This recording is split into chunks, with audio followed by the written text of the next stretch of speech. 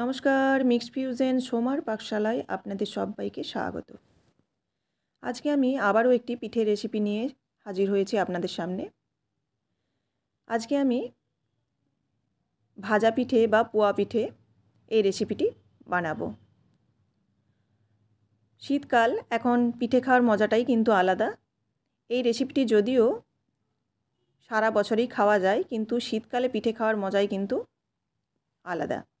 তো চলুন, এই পোয়া পিঠে বানানোর জন্য প্রথমে নিয়ে নিচ্ছি 2 কাপ চালের গুঁড়ি,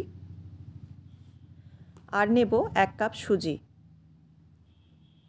আর এখানে দেব 1 কাপের মতো ময়দা।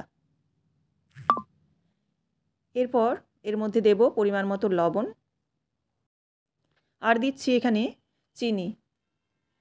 চিনি এবং গুড় এই দুটোর মিশ্রণেই কিন্তু আমি পিঠেটা বানাবো।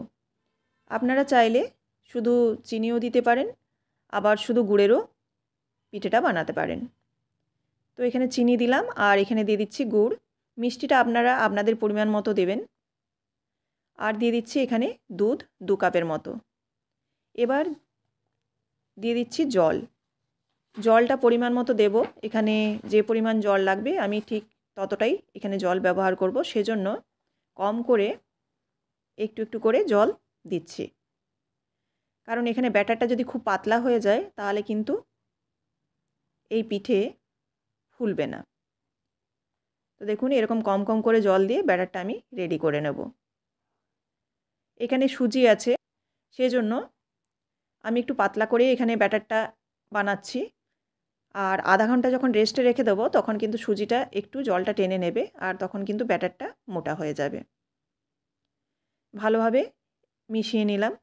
এখানে কিন্তু বেকিং পাউডার বা বেকিং সোডা কোনো কিছুই আমি এখানে ব্যবহার করছি না। ব্যাস ভালোভাবে সব মিশিয়ে নিয়েছি। এবার এটা আধ ঘন্টা রেস্টে রেখে দেবো, যাতে সুজিটা একটু নরম হয়ে যায় আর গুড় এবং চিনিটাও যেন গুলে যায়। এবার আধা ঘন্টা পর আমি একটা কড়ার মধ্যে দিয়ে দিচ্ছি সানফ্লাওয়ার অয়েল, আর এর সাথে দেব ঘি। ঘিটা আমার বাড়িরই তৈরি। আপনারা চাইলে আমার চ্যানেলে দেখে নিতে পারেন, এই ঘিয়ের রেসিপি কিন্তু দেওয়া আছে। তো এই ঘিটা দেওয়ার পর ভালোভাবে তেলটাকে কিন্তু গরম করে নিতে হবে। আর এদিকে ব্যাটারটাও দেখুন, সুজিটা অনেকটাই নরম হয়ে গেছে, আর ব্যাটারটাও কিন্তু আগের থেকে একটু মোটা হয়েছে। এবার এটাকে নেড়েচেড়ে আরও একবার ভালোভাবে মিশিয়ে নিচ্ছি। এবার তেলটা যখন খুব ভালোভাবে গরম হয়ে যাবে তখন এই পিঠেগুলো এক এক করে ভেজে নেব। এখানে তেল কিন্তু একটু বেশি পরিমাণেই লাগে, তেল কিংবা ঘি। যেহেতু এটা ভাজা পিঠে সেহেতু লুচির মতোই কিন্তু এখানে তেল লাগে। তো দেখুন, একটা আমি বানিয়ে নিলাম। এইভাবে আমি প্রত্যেকটা পিঠেই কিন্তু বানিয়ে নেব। এই পিঠের কিন্তু বিভিন্ন রকম নাম।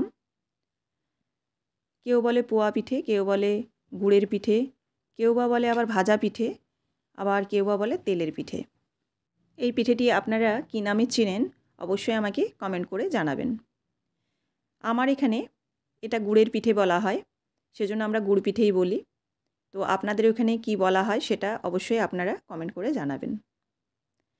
দেখুন, প্রত্যেকটা পিঠেই কিন্তু খুব ভালো ফুলছে এবং লুচির মতো ফুলে যাচ্ছে। হতেও কিন্তু খুব একটা বেশি টাইম নেয় না। এই রেসিপিটি অবশ্যই আপনারা ট্রাই করবেন, কারণ খেতে অপূর্ব হয়। আর এটা কিন্তু এই শীতকালে এমনি রেখে 3 থেকে 4 দিন খাওয়া যায়, ফ্রিজে না রাখলেও চলে। তো এইভাবে প্রত্যেকটা পিঠেই আমি বানিয়ে নিচ্ছি এবং প্রত্যেকটা পিঠেই কিন্তু খুব সুন্দর ফুলে উঠছে। তো আপনারাও অবশ্যই এই রেসিপিটি ট্রাই করবেন। আর যদি এই রেসিপিটি ভালো লেগে থাকে অবশ্যই লাইক, কমেন্ট এবং শেয়ার করবেন। আর আমার চ্যানেলে যারা এখনও সাবস্ক্রাইব করে ওঠেননি সেই সমস্ত বন্ধুদের কাছে অনুরোধ রইল, চ্যানেলটিকে সাবস্ক্রাইব করে অবশ্যই আমার পাশে থাকবেন। এরকমই প্রত্যেক দিন নিত্য নতুন রেসিপি পাওয়ার জন্য অবশ্যই চ্যানেলটিকে সাবস্ক্রাইব করে বেল বাটনটি প্রেস করে দেবেন, যাতে সবার আগে নোটিফিকেশান আপনাদের কাছে পৌঁছে যায়। তো এইভাবে সমস্ত পিঠেগুলো আমি ভেজে নিয়েছি। আর একটু আমি দেখিয়েও দিচ্ছি আপনাদের পিঠেটার ভেতরটা কেমন হয়েছে। তো দেখুন, প্রত্যেকটা পিঠে কিন্তু খুব সফট এবং খেতে খুব সুস্বাদু হয়েছে আর দেখতেও কিন্তু অপূর্ব হয়েছে। দেখুন ভেতরটা। তো আবারও আপনাদের সাথে দেখা হচ্ছে পরবর্তী একটি রেসিপির সাথে। সবাই ভালো থাকবেন। ধন্যবাদ।